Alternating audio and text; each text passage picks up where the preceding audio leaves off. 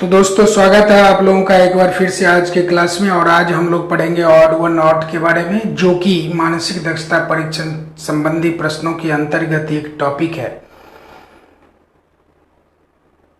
मानसिक दक्षता परीक्षण संबंधी बहुत सारे एपिसोड्स पहले भी इस चैनल पर आ चुके हैं। आशा है आप लोगों ने वो सारे एपिसोड्स देखे होंगे, और अगर नहीं देखा है तो उन एपिसोड्स को आप जरूर देखें। साथ ही अंक गणित से संबंधित भी बहुत सारे एपिसोड्स इस चैनल पर उपलब्ध हैं, आप उन्हें भी देखें। और बहुत जल्दी भाषा परीक्षण संबंधी एपिसोड्स भी यहाँ पर आएंगे।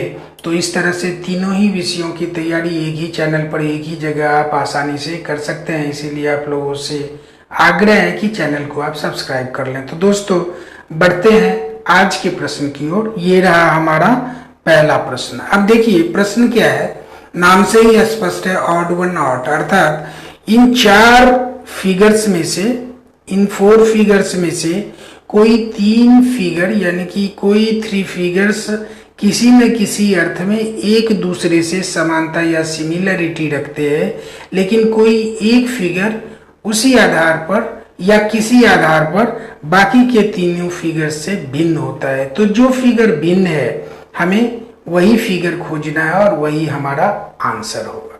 ठीक है दोस्तों, तो चलिए हम लोग खोजते हैं कि ऐसा कौन सा फिगर है।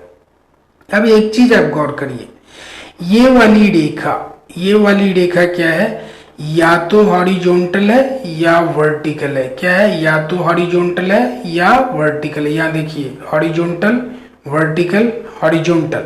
लेकिन यहां पर क्या है, ये क्या है, स्लैंट है, तिरछी ये है। ठीक है, ये ना तो हॉरिजॉन्टल है ना वर्टिकल है। दूसरा आधार हम ले सकते हैं कि ये दोनों सिराओं पर जुड़ी हुई रेखाएं किसी न किसी साइड की ओर वर्टिकली पॉइंटेड है। क्या है कि 90 डिग्री पर इधर आगे की ओर और इधर नीचे की ओर बढ़ रहे हैं। इसी तरह से 90 डिग्री पर ये रेखा इस साइड की ओर, अपोजिट साइड्स की ओर इधर बढ़ रही है। ये देखिए यहाँ भी 90 डिग्री पर ये इधर बढ़ रही है, इधर बढ़ रही है। लेकिन यहाँ पर क्या है, 90 डिग्री पर बढ़ रही है क्या, नहीं बढ़ रही है।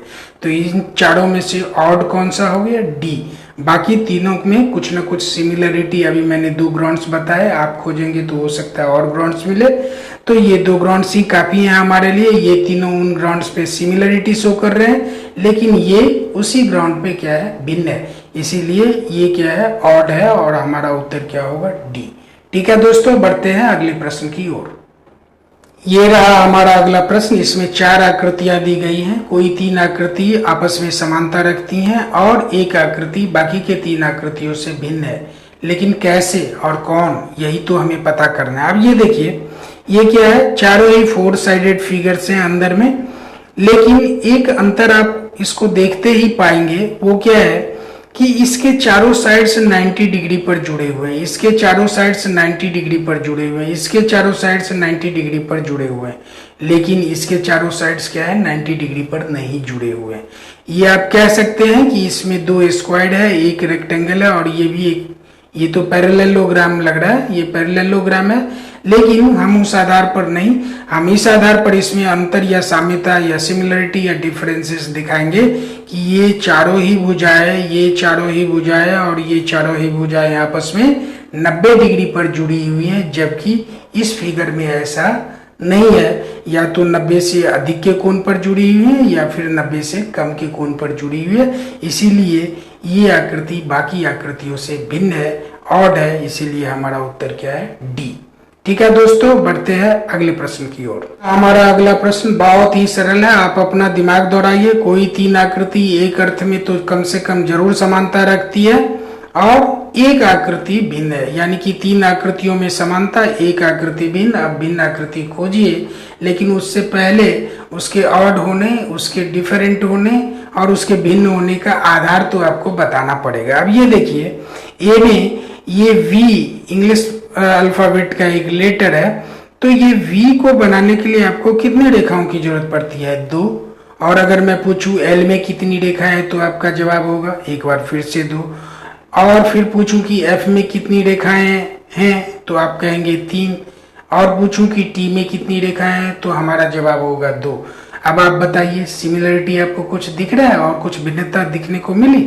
ये देखिए, सिमिलरिटी ये है कि टी, एल और वी ये तीनों ही आकृतियां, या आप कह सकते हैं अंग्रेजी के अल्फाबेट्स, दो रेखाओं, दो लाइन से बनी हुई हैं, जबकि एफ में, एफ को बनाने के लिए हमें 3 लाइंस या 3 रेखाओं की जरूरत पड़ती है। तो अब बताइए इसमें ऑड कौन सा हुआ? एफ हुआ ना, तो हमारा उत्तर क्या होना चाहिए? सी, है ना।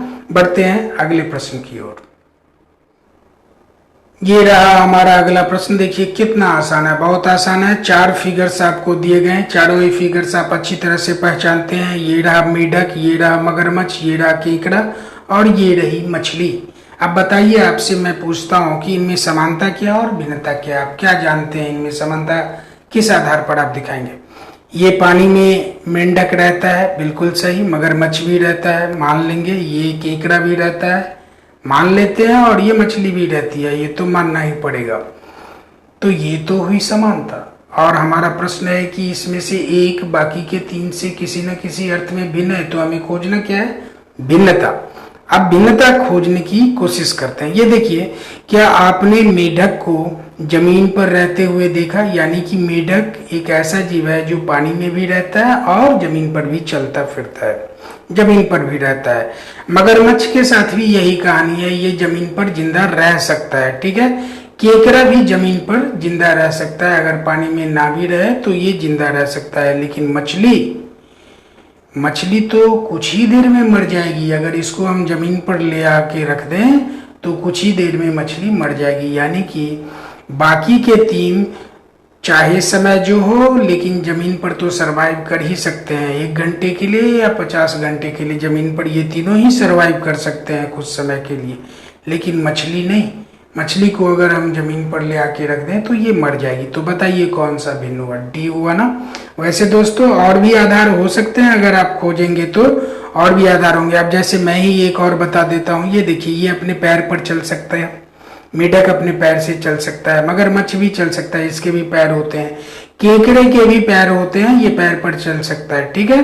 लेकिन क्या मछली के पैर आपने देखे हैं? नहीं, इसके फिन्स होते हैं, डैने होते हैं, जिससे ये पानी में तैरती है। तो इस आधार पर भी ये भिन्न है, ठीक है। लेकिन भिन्न कौन सा है इसमें? इन चारों में से ऑड कौन सा है? मछली। तो हमारा उत्तर क्या होना चाहिए? डी। बढ़ते हैं दोस्तों अगले प्रश्न की ओर। ये रहा हमारा अगला प्रश्न। इसमें भी आप 4 जानवर देख रहे हैं। ये रहा कुत्ता, ये रही बकरी, ये गाय और ये भैंस। अब बताइए इनमें समानता क्या है? समानता तो ये है कि चारों 4 पैर वाले जीव हैं, चारों के लंबी या छोटी पूंछ होते हैं, चारों के 2-2 कान हैं, ठीक है। अब ये सब तो समानता है, लेकिन हमें खोजना है भिन्नता, जिसमें 3 तो समान होंगे कुछ आधार पर, लेकिन एक कोई भिन्न होगा। अब ये देखिए, बकरी दूध देती है, गाय दूध देती है, हम खाते भी हैं। भैंस भी दूध देता है, ये इस भैंस के दूध को भी हम खाते हैं, बकरी के दूध को भी और गाय के दूध को भी हम खाते हैं। लेकिन क्या कभी आपने कुत्ते को दूध देते देखा है? नहीं ना। कुत्ता दूध नहीं देती है अपने बच्चों के लिए। हम लोग इंसान प्रयोग नहीं करते उसका। तो इस आधार पर भी हम कह सकते हैं कि कुत्ता डिफरेंट है। चलिए दूसरा कोई आधार खोजते हैं। आपने कई बकरियों के सींग देखे होंगे, है ना। हॉर्न्स होते हैं, बकरियों में भी हॉर्न्स होते हैं, गाय के तो होते ही होते हैं और भैंस के भी होते हैं। यानी कि इन तीनों जानवरों के तो सींग होते हैं, लेकिन कुत्ते में कभी आपने हॉर्न देखा, सींग देखा? नहीं देखा ना। इस आधार पर भी आप इसको डिफ्रेंशिएट कर सकते हैं। ये तीनों शाकाहारी जीव हैं, ये मांसाहारी है। इस आधार पर भी आप डिफ्रेंशिएट कर सकते हैं। यानी कि ये तो हमने 3 वो आधार बताया जिस पर ये तीनों साम्यता रखते हैं और ये भिन्न है। तो इस आधार पर हमारा उत्तर डी होगा। आप और भी आधार खोज सकते हैं, ठीक है। तो दोस्तों देखा आपने, ये कितना आसान है। अगर आप थोड़ा सा लॉजिक लगाएंगे तो आपको आंसर्स आपके तुरंत मिल जाएंगे। आशा है कि आप लोगों ने जिस तरह से हमने आपको समझाया, बताया, उससे आप सहमत होंगे। और अगर आपको लगता है कि आप कुछ समझ रहे हैं, हमारे साथ पढ़ रहे हैं, पढ़ने में आनंद आ रहा है, तो आप चैनल को जरूर सब्सक्राइब कर लें। साथ साथ पढ़ने के लिए आप लोगों का बहुत बहुत धन्यवाद। मिलते हैं आपसे अगले क्लास में।